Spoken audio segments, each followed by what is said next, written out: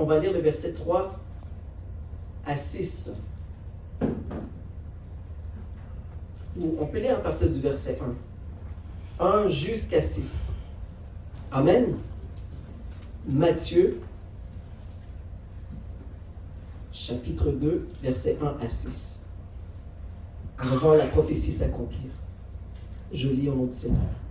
Jésus étant né à Bethléem, en Judée au temps du roi Hérode, voici des mages d'Orient arrivèrent à Jérusalem et dirent: Où est le roi des Juifs qui vient de naître?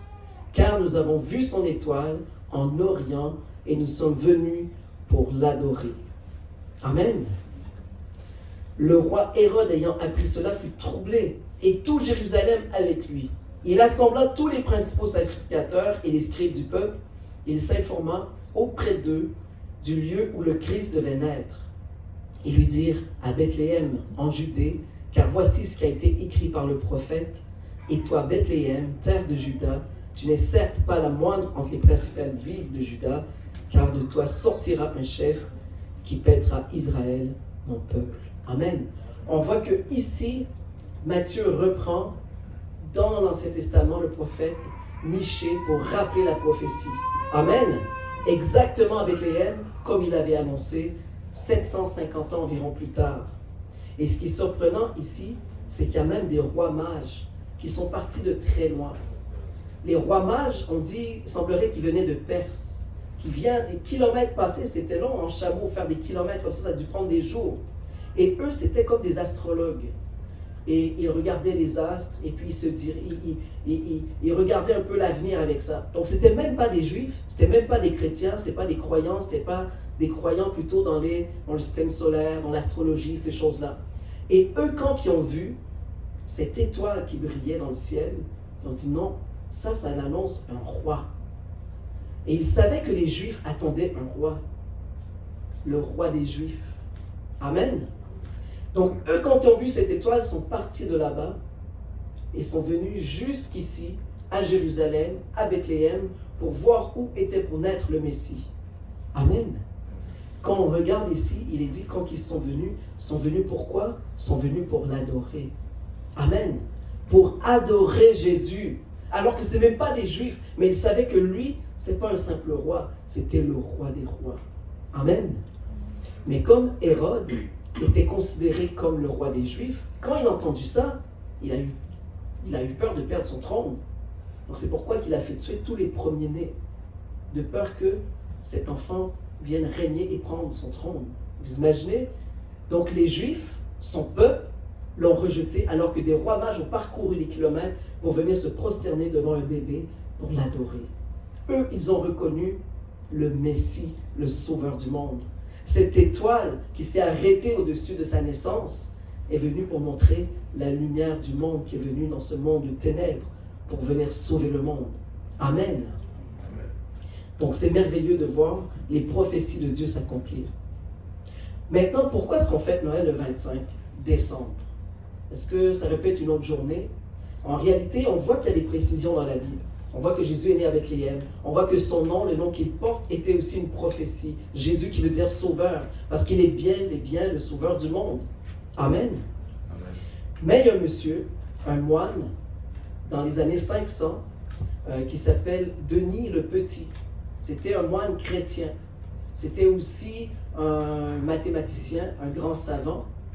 Et à l'époque, le pape Jean Ier, le pape Jean Ier à l'époque, a demandé à son moine de trouver le calcul pour savoir à quelle date Jésus est né, pour qu'on puisse célébrer sa naissance.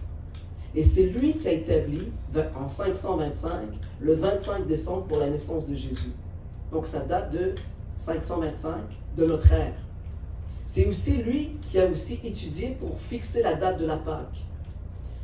Donc c'est certain que la date de Jésus, de sa naissance, est approximative. À l'époque, avant que le 25 décembre soit fixé, la fête de Jésus a été célébrée le 19 avril, le 28 mars et le 6 janvier. Donc ce n'est pas important quel jour qu'on prend, mais le plus important, c'est de rappeler aux gens que le Messie est réellement venu et que sa naissance a été marquée d'événements particuliers. Amen. Pour montrer que c'est vraiment lui qui a été choisi pour sauver le monde. Donc, pour nous chrétiens, oui, c'est important de célébrer Noël, parce qu'on doit rappeler aux gens que c'est le Messie qui est venu dans le monde. Il n'y en a pas d'autre. Amen.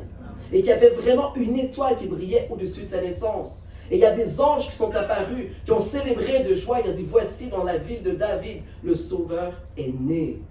Amen. C'est une joie pour les chrétiens de célébrer la Noël. Aujourd'hui, on n'est pas le 25, on est le 24. Et pourtant, on célèbre la Noël.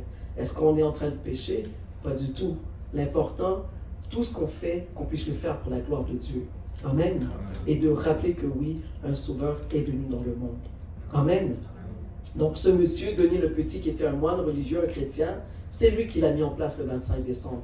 Et c'est aussi parce qu'il y avait beaucoup de fêtes païennes à l'époque, et on voulait faire disparaître les fêtes païennes. On a dit, on va le mettre le 25 décembre, parce que c'est là aussi qu'il y a beaucoup de débauches, et on va nous mettre l'accent sur la naissance de Jésus-Christ, parce que c'est aussi dans cette période qu'il est né, pour faire disparaître la débauche dans cette période. Est-ce que c'est une bonne chose? Moi, je pense qu'il a voulu faire ça pour la gloire de Dieu. Et c'est un chrétien qui l'a fait en plus. Donc, que Dieu soit loué. Amen. Et là, quand on regarde dans la naissance, on voit que tout est accompli comme le prophète l'a dit. On va partir maintenant dans Luc 2, 9 à 14. Luc 2. Ce sont deux évangiles qui racontent vraiment la naissance de Jésus-Christ. On a ça dans l'évangile de Matthieu et dans l'évangile de Luc.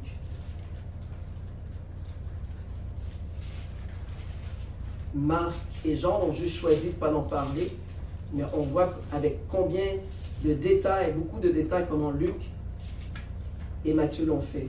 Dans Luc chapitre 2, versets 9 à 14.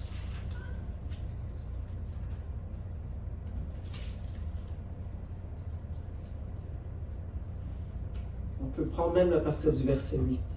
Amen. Il y avait dans cette même contrée des bergers qui paissaient dans les champs les veilles de la nuit pour garder leurs troupeaux. Et voici un ange du Seigneur leur apparut, et la gloire du Seigneur resplendit tout autour d'eux. Ils furent saisis d'une grande frayeur.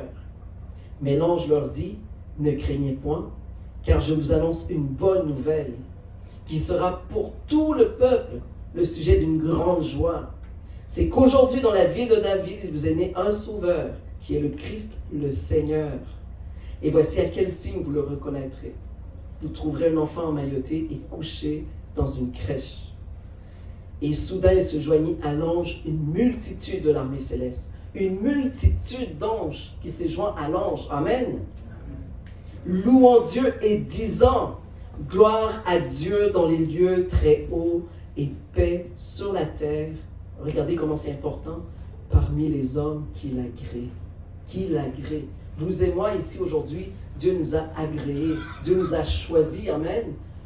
Pour faire partie de son peuple. Amen. Donc on voit à quel point que sa naissance est marquée d'une grande joie. Marquée d'une multitude d'anges. Amen. Qui sommes-nous pour nous aujourd'hui ne pas rappeler la naissance du Christ? Amen. Qui sommes-nous pour ne pas raconter cette bonne nouvelle à notre prochain? Amen. Amen. Vous avez sûrement tous vu dans votre vie, à l'époque, les catholiques donnaient un livre, ça s'appelait la Bonne Nouvelle. Ouais. C'était le Nouveau Testament et dessus c'était écrit la Bonne Nouvelle. On donnait ça aussi dans les écoles, on donnait ça aux gens pour raconter la bonne nouvelle aux gens. Amen. Nous avons encore le devoir, nous chrétiens aujourd'hui, de rappeler cette bonne nouvelle qu'un sauveur est venu dans le monde. Jésus nous a dit aussi, prenez garde, il va y avoir des faux Christ qui vont venir après moi. Ils vont se faire passer pour moi. Amen. C'est pourquoi c'est important de bien connaître la vie de Jésus pour ne pas se faire avoir avec des fausses prophéties. Nous voyons les prophéties de l'Ancien Testament qui se sont accomplies dans le Nouveau et nous voyons que tout ce que le Christ a fait, c'était pour accomplir la volonté de Dieu et toutes les choses qui avaient déjà été écrites à l'avance, venues du Père, inspirées du Père. Amen. Donc c'est ça que je voulais nous rappeler ce matin par cette exhortation et nous rappeler que la fête de Noël, oui, c'est bien de la fêter. La date, on n'a pas exactement. C'est ce monsieur, il semblerait qu'il aurait fait des fautes de calcul par après. Vous savez, l'être humain est imparfait. Il y a seulement Dieu de parfait. Mais de rappeler que la naissance du Christ vraiment impacter l'humanité, ça c'est important. Amen. Qu'on le fasse le 24 ou le 25, on voit qu'on l'a fêté le 19 avril, le 28 mars, c'est autour de là que le Christ est né. Mais le plus important, il faut se rappeler ce qu'il a fait pour nous. Amen. Donc dans ces mots, je vous souhaite un joyeux Noël vraiment. Et je souhaite qu'on passe vraiment un bon moment ensemble. Parce que la famille la plus importante, c'est celle en Jésus-Christ. Amen. Vraiment, Jésus a donné sa vie pour nous sauver. Et il faut vraiment se réjouir ensemble. Parce qu'il va revenir bientôt. Il va venir chercher pas n'importe qui. Il va venir chercher son Église. Amen. On a lu ici, et paix sur la terre parmi les hommes qu'il agrée. Ce n'est pas tout le monde que Dieu agrée. Mais Jésus, lui, nous a choisis. Il nous a agréés. Et on voit qu'il n'a rien fait par hasard. Même là où il est né dans la maison du pain alors qu'il est le pain de la vie. Même les détails dans la Bible avec telle précision. Amen. Dis à ton frère à côté, ce n'est pas un hasard que tu sois ici aujourd'hui. Amen. Parce que Jésus nous a choisis. Jésus nous aime. Amen. Acclamons le Seigneur et bénissons-le. Réjouissons-nous en sa présence parce qu'il est vivant. Amen. Que Dieu soit loué. Je pense qu'on va continuer encore un peu dans la louange d'adoration. Non? Oui. Activité. Et après louange. Amen.